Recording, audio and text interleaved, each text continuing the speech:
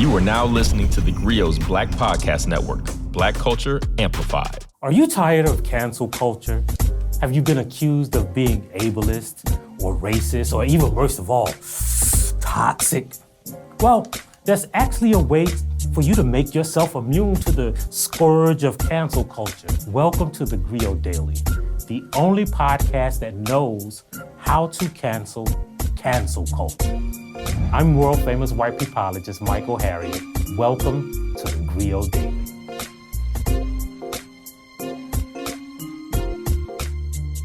It seems like anyone who says something wrong or does something someone doesn't agree with these days, they get canceled. You know, they got Dave Chappelle, right? And then they got Chrisette Michele. Thanks to the researchers at theGrio National Institute for Cancel Culture Avoidance, we have perfected a proprietary program that allows our students to avoid cancel culture. It was devised by a panel of experts that are known for their problematic behavior, including my homeboy Jerome Morgan. He's an uncle who drinks brown liquor all the time. And a barber named Akeem Allah Shabazz, who read the 48 Laws of Power and the Art of War, while he was in prison. And Sharita Jenkins, who begins every sentence with, the Bible says. But first, we gotta understand what cancel culture is. Cancel culture is defined as the ability to withdraw one's support for someone. That's like a celebrity or a company, especially on social media. And now that we know what cancel culture is, we gotta know how to avoid it, right? Before we can even go there, we gotta see that we are not going to take away your free speech rights, right? Well, when I say free speech, I mean, the First Amendment, because, the First Amendment only applies to the government regulating your speech. So we're not gonna do that, even though, Black people never had freedom of speech, and we can get into that. We can talk to you about how protests and the ability to accumulate or to gather in public is part of the First Amendment, and Black people have traditionally and historically and currently been banned from doing that, from Black Lives Matter to the Civil Rights Movement, but we ain't gonna get into that. Oh, we can also talk about how the Klan had the free speech or the First Amendment available to them, and they used it to throw a brick to harm Black people. Because,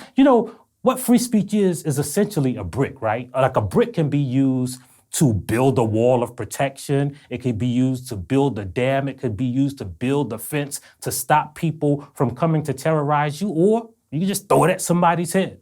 The freedom of speech and the First Amendment is just a tool, right? And the way people use that tool is what makes it good or bad. And of course, we never had that available to us. But, aside from that freedom of speech thing, we're going to show you how you can maintain your freedom of speech, because if you're Black, it's going to be new to you, and to avoid cancel culture. Now, step one, you have to watch what you say. Now, you can't say anything offensive to anybody. Now, that is predicated on the idea that, people aren't offended by anything. Like, somebody can be offended by anything you say, right? Like, if I say sugar doesn't belong on grits, or that I put Truvia in my Kool-Aid, a lot of Black people will be offended by that. Like, what you doing putting fake sugar in your Kool-Aid?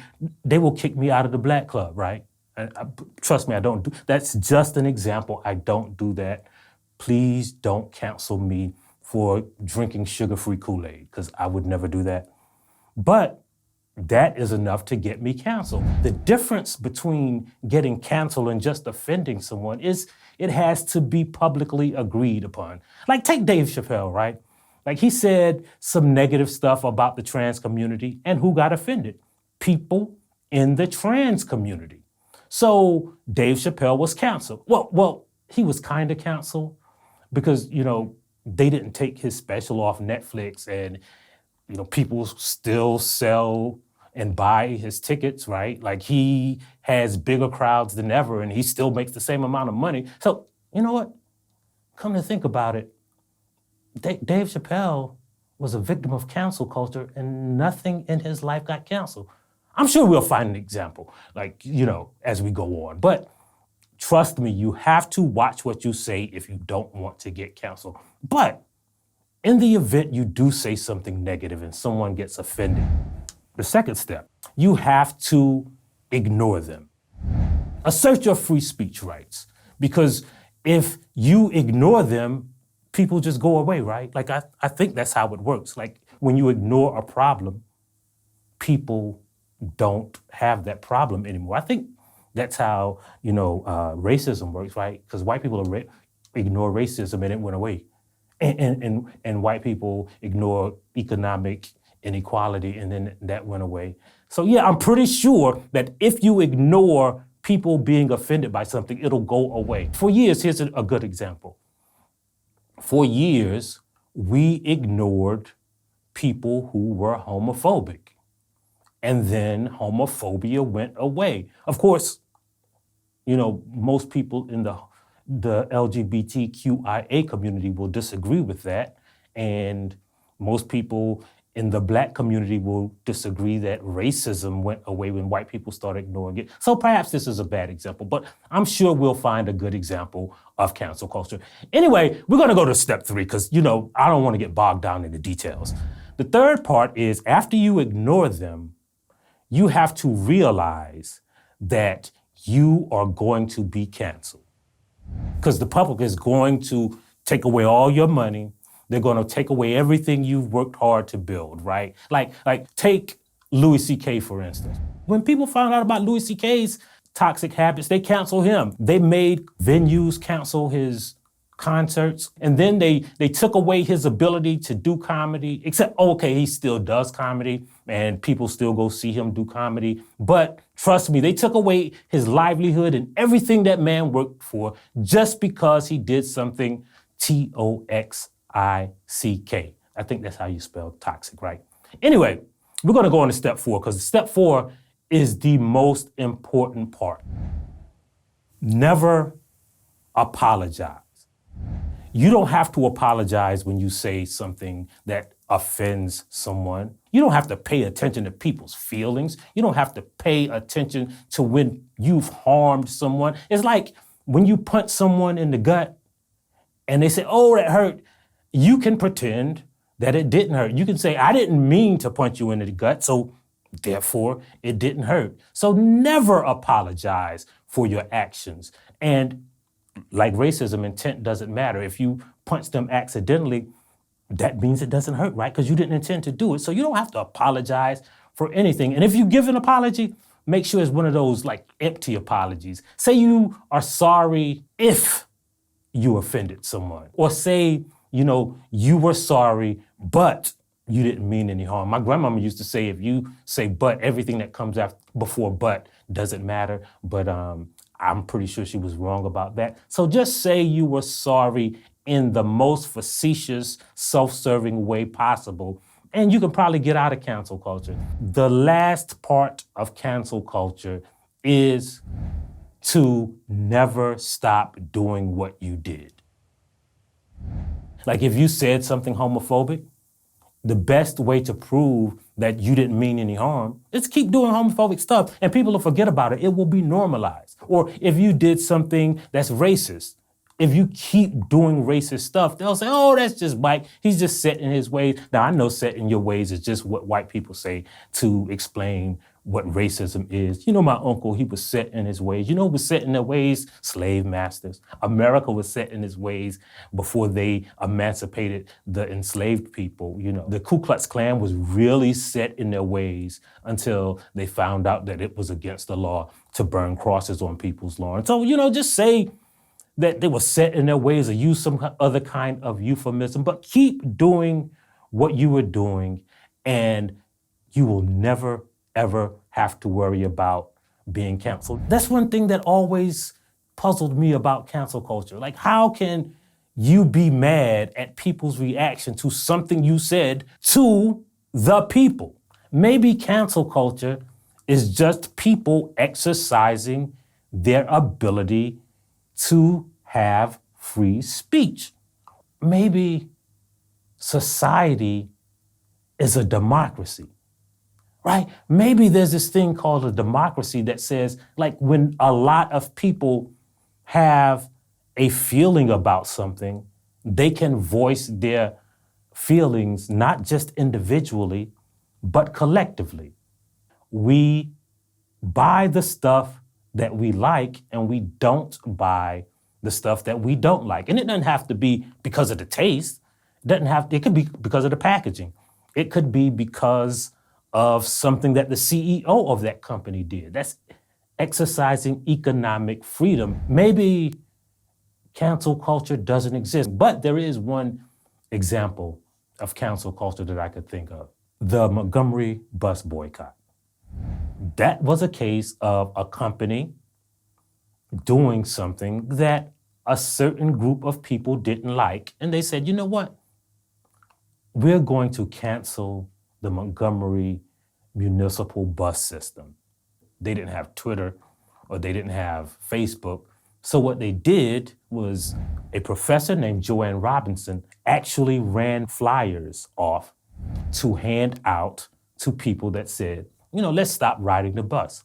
When Rosa Parks was arrested on December 1st, 1955, Robinson immediately authored the text of a flyer calling for African Americans to boycott city buses.